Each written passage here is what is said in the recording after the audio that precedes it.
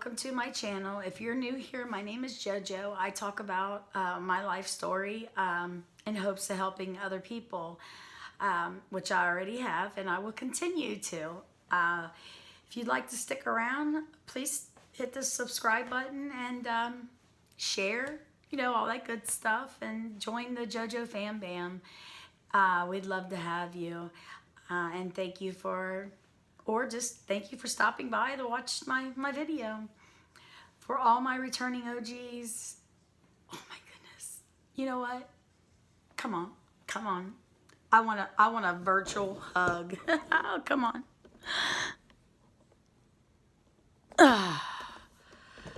Goodness, I love y'all so much. I needed a virtual hug, y'all. So before I start this story, I have to say I do not glamorize, glorify, or think I'm big and bad because I've been to prison. No, I'm just simply telling my story in hopes of helping other people. Sorry, y'all, I had to stop the video for a minute. But in today's title, I ran from the law for 14 years. Now, people might say, well, how'd you do that? Because you went to prison and you went to jail and you went to jail again, and you went to jail again. Well, I'm about to tell you. So, back in 2000, I was arrested on a bunch of charges. Went to jail, and I'm just going to fast forward, okay? Went to jail, spent a bunch of time in jail when I first went to jail, because when you first go to jail on a felony, you have to get indicted. And depending on what state or whatever, indictments can take anywhere from 60 days to whatever, and usually they don't indict you until like their very last day that they have to either no bill, a true bill, or a no bill. And yes, your girl got a true bill, so I was indicted, but I'd been there for like forever. You don't see a judge the first time, like when you first get arrested, you see a judge, but then after that, you don't see a judge for a long, long time.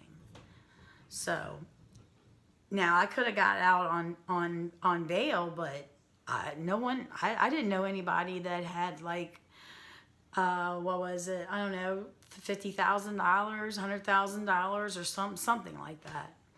But anyways, so I went to jail, got out on probation, like intense probation.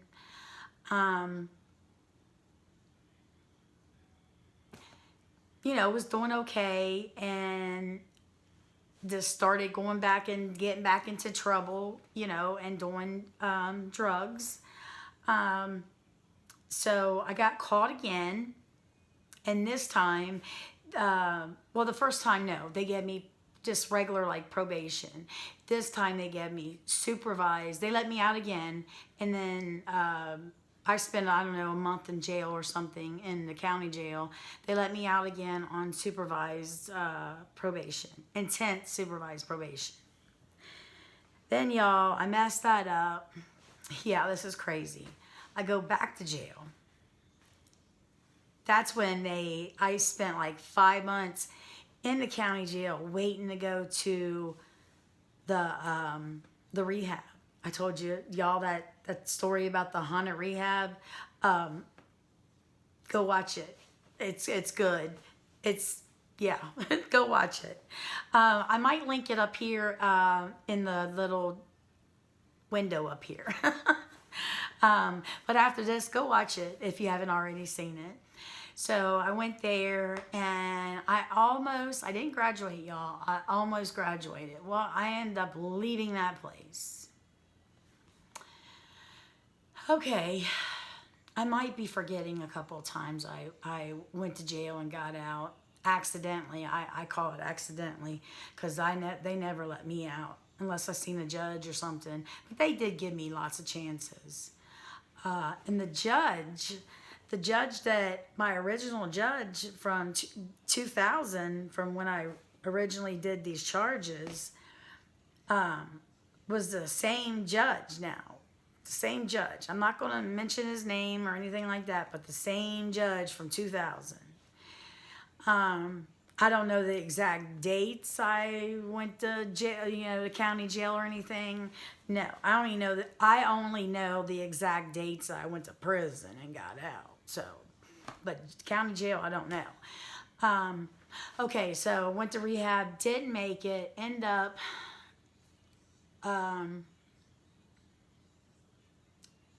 leaving the rehab, on the run again. I met a girl, a friend, not a girlfriend, but a friend girl, in the rehab, and end up becoming roommates with her. So I'm on the run, can't get a job. Well, y'all, when you're on the run, you can't get a job because they'll find you. They will find you.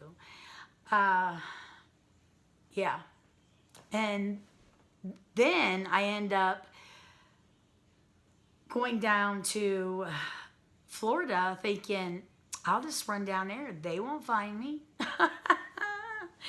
Which they didn't, but your girl got in more trouble down there than she did in Cincinnati. Go figure.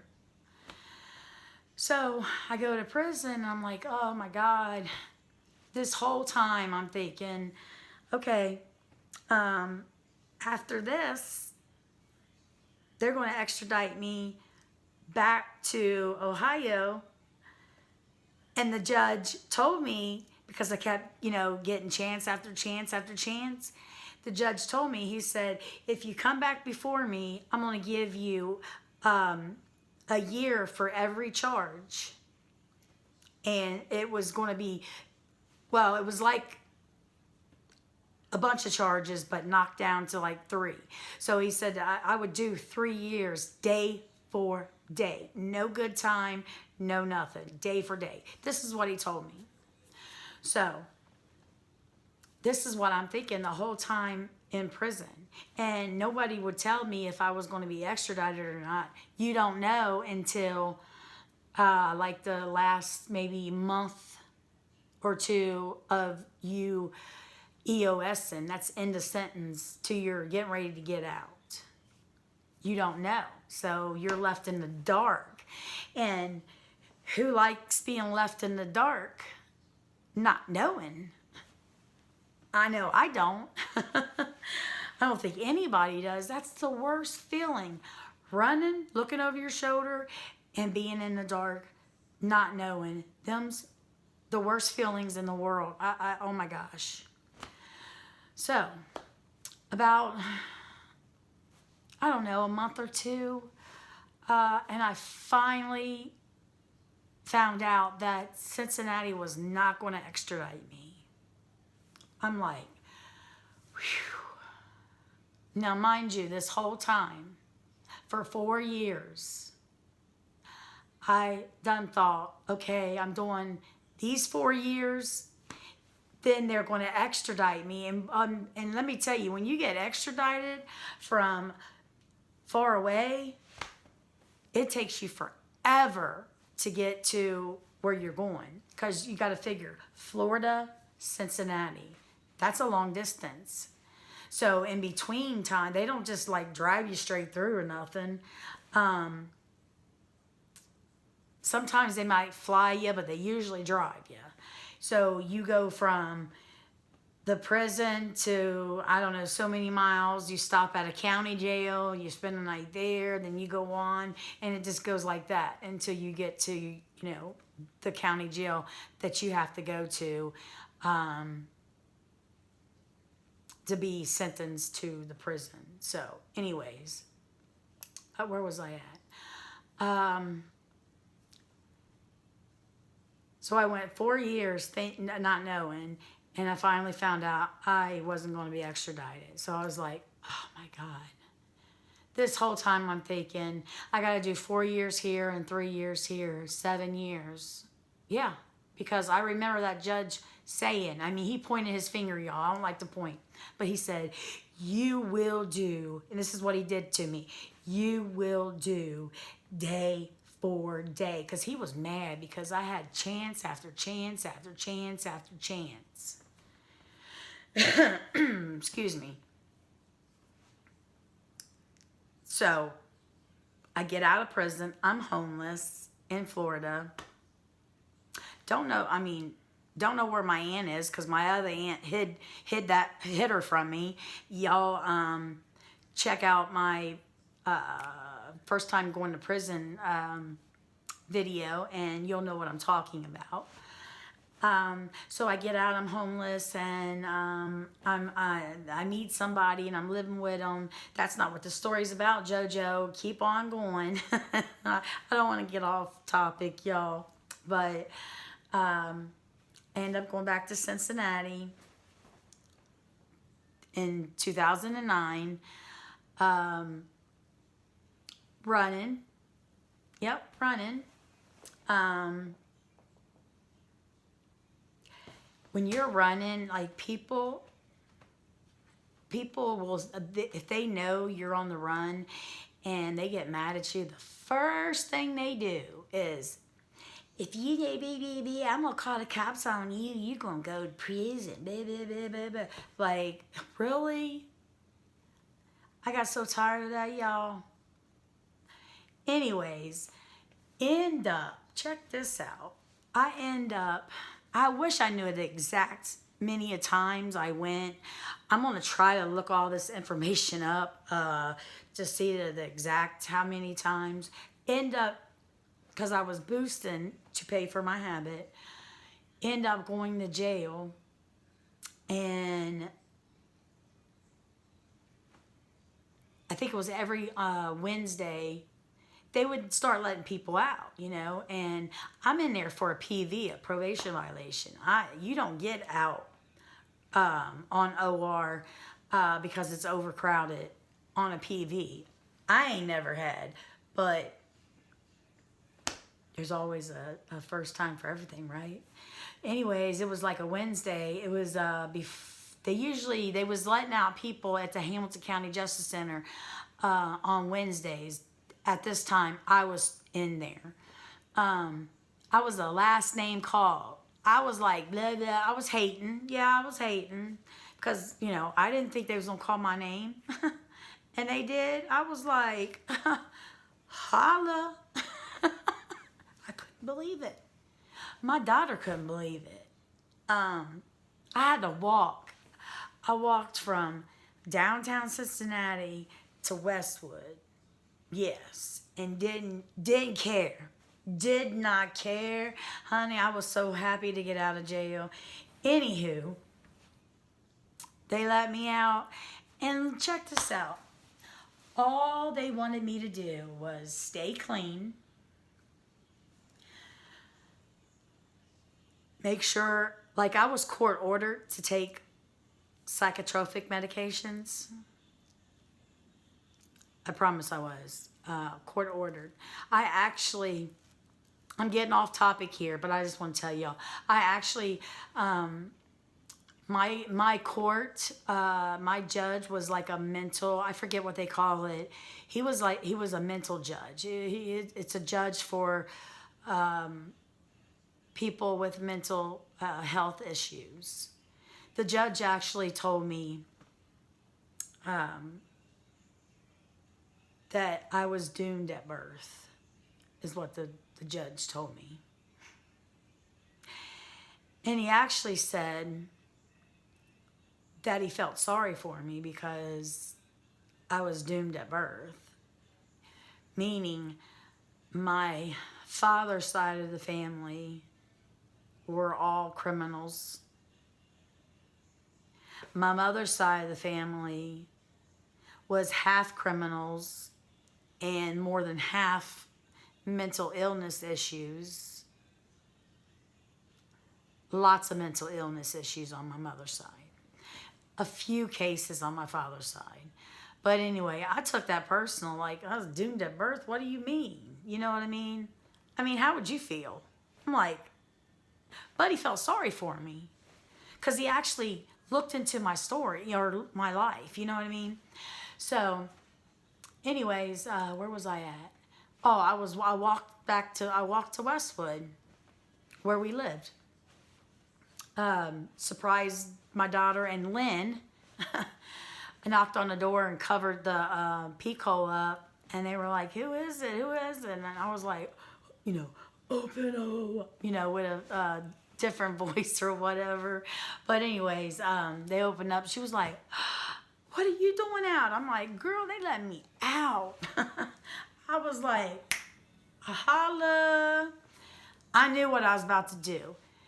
Checked. I was so crazy. So all I had to do was, that's what I was saying, stay clean, take my mental health medication, see my, psychiatrist, and call my probation officer once a week. Call, not come in, call. I couldn't even do that. Well, my PO started coming to the door. Keep on a knocking, but you can't come in. But I was scared, girl. Honey, when I'm scared, I'll tell you I'm scared. I was scared. I thought, oh my God, I got to do something. I can't be here. Didn't have no money, didn't have nowhere else to go. So Lynn, my best friend, ends up, we end up, or she ends up going to South Carolina with her stepfather. So my bright idea was, oh wow, okay, I'll come down there too. So they come get me in an 18-wheeler, and it takes us about a week to get there. Oh my God, living in an 18-wheeler back of a big truck with 3 people. My God, it was terrible. I actually slept in the little floor part. Lynn actually slept sitting up in the seat. Yeah, that's how we went down to South Carolina. So check this out. I get down to South Carolina, doing my thing, and stuff, but end up going to jail in South Carolina. Me and Lynn was boosting, living in hotels. Yeah, that's how we paid, for the hotels or whatever, boosting. Well, we was decided to drink some Four Locos one day and go boosting. Baby, when I tell you them things are bad. I don't even drink. Even when I was in addiction, using, I just never really liked alcohol. Back in my younger days, I would drink like every weekend, going out partying and dancing, but not during my 30s and 40s, no. Definitely not my 40s. But we drank some Four Locos and went out boosting. Got caught in South Carolina, and I'm thinking, yep, here it is. They're going to extradite me back to Cincinnati. Go to court that morning. They see Lynn first. She comes back. Oh my God, they're letting me out on OR. I'm like, so, well, that's good for you. See you in 3 years. I get in front of the judge, and he's like, y'all, it was the Four Loko that saved us. It was the Four Loko that saved us. If y'all made it this far, put in the comments, Loco. I love y'all. This judge was like, are you another one that was drinking them, what do you call it? Them Loco Moco stuff? I was like, yes, sir, Your Honor. And he let me out on OR bond.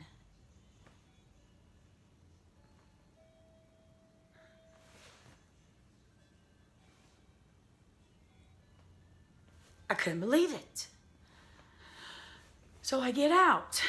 We both get out. We had a hotel room that was paid for for another night anyways.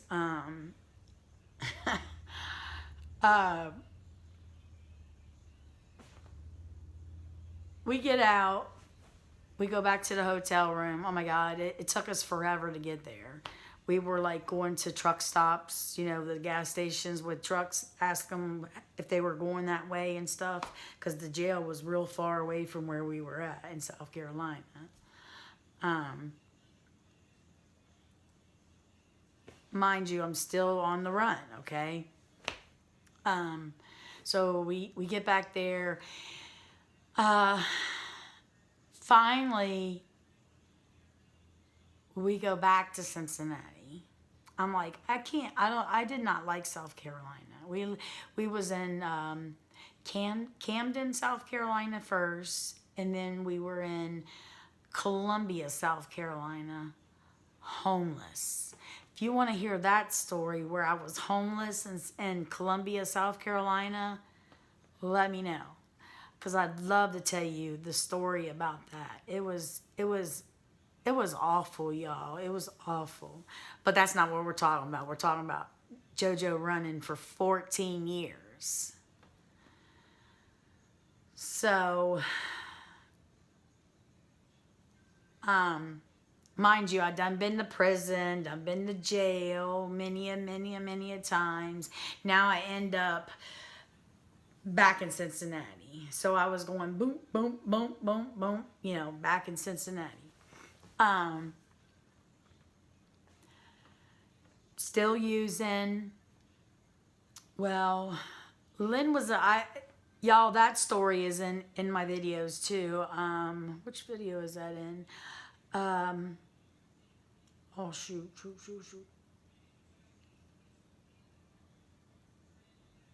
It's in one of my videos. I'll have to put it in the description box. I forget what the video is called, but I talk about Lynn. Well, Lynn ends up dying. She was a severe diabetic, and she didn't take her medicine. She ended up dying, going into a coma and never coming out. Anyways, so she died. Then I had a friend die. And my friend died of an OD.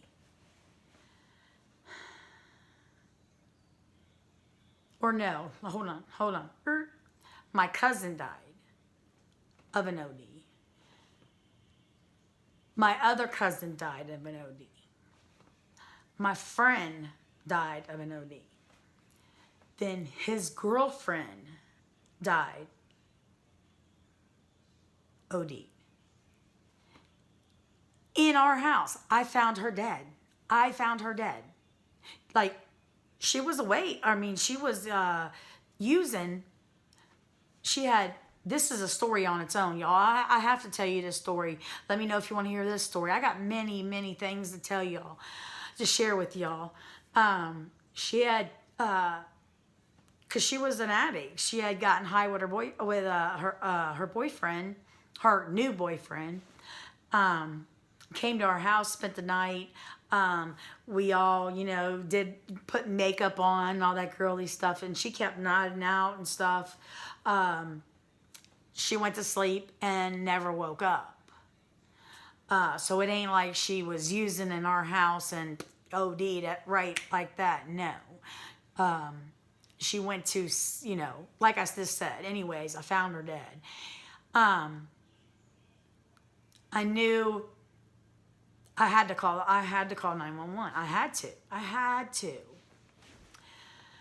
Well, we lived in government housing. Well, my daughter did. It was in her name. And y'all, I protect my kids, honey. I don't care if they're 90 years old and I'm 130 or whatever. I protect my kids with everything I have. Like, seriously, I would take a bullet for my kids.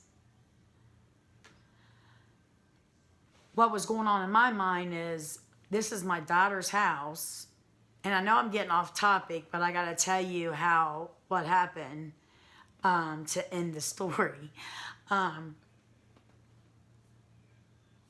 it was my daughter's house, and I called 911.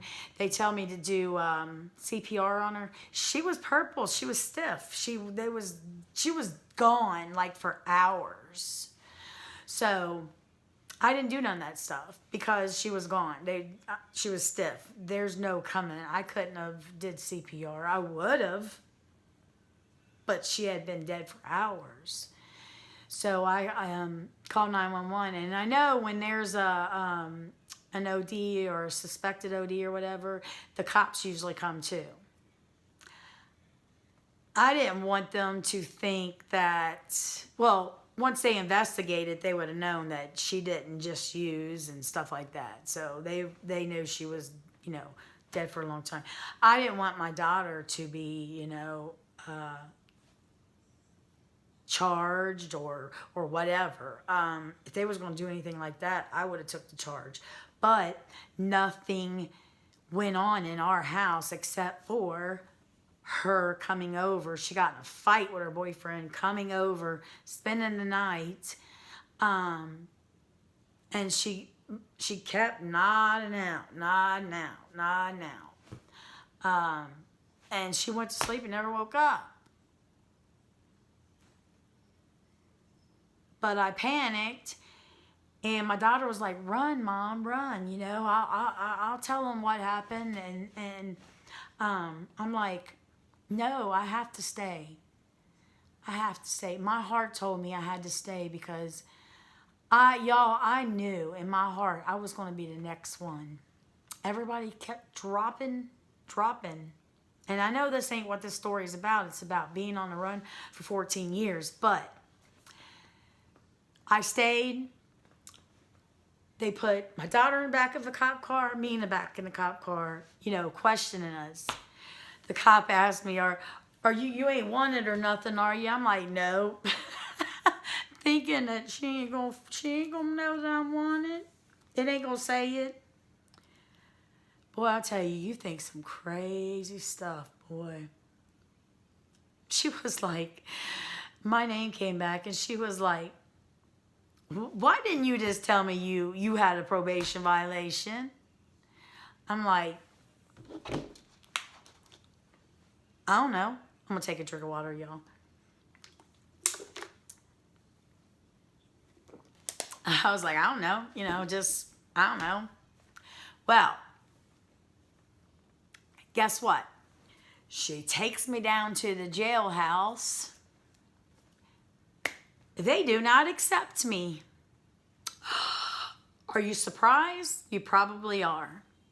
They did not accept me because I had a bad infection from drugs. I had a bad, what is it, cyst? Not a cyst, but a sore. They didn't accept me. That's the first time that ever happened. What? Where do they do that at? The cops take you to the county jail, and the county jail says, "Nope, you can't come here." I promise to you. That's what they had to take me to the hospital. Well, they took me to the hospital. I'm thinking, oh God, because I'd been through this many times, y'all. Because abscess, that's what they're called, abscess. I've had many of them. One's almost killed me. The story is when I almost died. If y'all want to watch that video, if you haven't already, after you watch this video, you'll know what I'm talking about. So they admit me, and I'm thinking, oh my God, they're going to be a cop at my door. No. They admit me, and the cop that arrested me, she was like, she found out I was being admitted, and I thought when you're in I guess I wasn't in county custody because they didn't accept me in. If they would have accepted me in first, then took me to the hospital, that's when cop would have been at my door all time. So if you're wondering how that happened, that's how. I didn't get admitted into the county jail. They refused. So I'm at the hospital. I think I spent like 5 days at the hospital. Now, I'm going to end this story with this. I told myself, run. Self said, let's get this over with. I thought about running, and I said, you know what? I got to do this. I wanted it off my back so bad. I was like, I kissed my daughter, and I said, yeah, you know, I'll probably get 3 years. I love you, and you know, all the good things, whatever. But I started to run. When it was time for me to go, they had to call the cops to come back and pick me up. And actually, I got the same lady officer who arrested me. She came and picked me back up. Y'all, when I tell you I was at the door, I'd already yanked the IV out and everything. I was getting ready to run. And then I was like, blood was all over the floor and stuff. It was, yeah, I shouldn't have did that. Because at the present moment, I was like, run, no, don't run, run, no, don't run. I mean, that's how my brain works. And then I seen an officer and the nurse coming down the hallway. I was like, you know what? No, I'm gonna stay now. Let's do this. So I go to jail,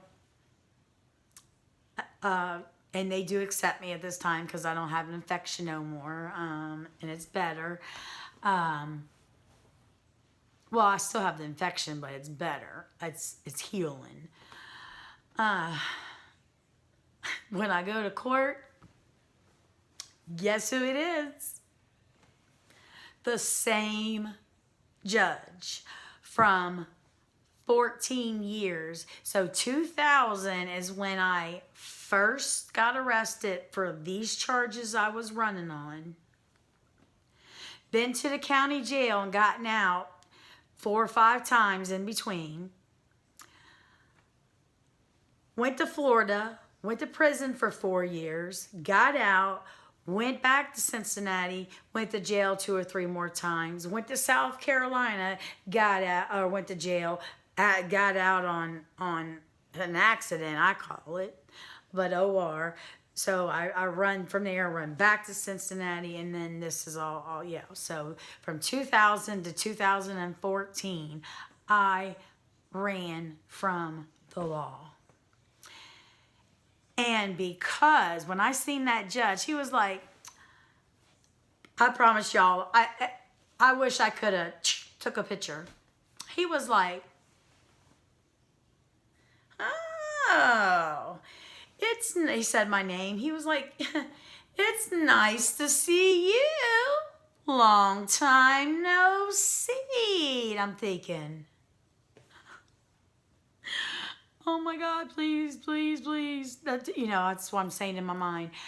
Because I turned myself in, which I did because I stayed at the apartment knowing I had a warrant, knowing I was going to go to jail. Now, I didn't literally go down there and say, hey, and give them my name. I got a warrant. No, but I made them come, they came and got me, and I could have ran from the hospital. But no, he says, because you turned yourself in and you stayed at that hospital, there was no police there with you. You stayed there. And he said my name. He says, 1 year in ORD or OD Ohio Reform ORDC Ohio Reform. Wait a minute. Marysville, Ohio Reformatory for Women, ORW. Why am I saying ODC? OCD. Wow. I'm cuckoo. ORW, Ohio Reformatory for Women, Marysville, Ohio. And I was like, He says, because you turned yourself in, well, I'll give you 1 year. I said, okay, thank you, sir. Hey, I'll take a year over 3 years any day. And then I went and did my year, and it was finally off my back. Woo, off my back. Yeah, so that's how I ran for 14 years, y'all. Let me know if you made it this far. Let's see. If you made it this far, give me the 100 emoji. 100. Because you 100% made it through the video. I appreciate each and every one of y'all. I love each and every one of y'all. Please be kind to yourself. People do change, and I'm one of those people. Praise God. I give God all the glory. Be kind to yourself. Be kind to others. Lord not only knows what them people, all of us are going through. A nice gesture could literally save someone's life. So with that, I smile at y'all. I appreciate each and every one of you from the bottom of my heart. Y'all making my dreams come true. I never thought in a million years I'd have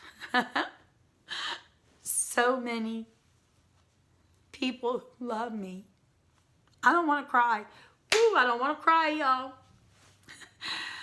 But I never thought I'd have so many people who love me. And I'm so humbled at that, and I love you all back. I really do. And these are happy tears. So leave the 100 emoji. Leave someone a smile. Hey, you look, ooh, I like that outfit. Girl, you rocking that. Yes. You know, that makes people so happy. But yeah, y'all, let me know what y'all want to hear next, because we're going to be sitting here in my little rocking recline. Oh my God, my rocking chair recliner, having our little talks. So, and of course, I'll do videos in the original background. But y'all, this is so much more comfortable for me because of my back and my leg problems and all. You know, your girl is all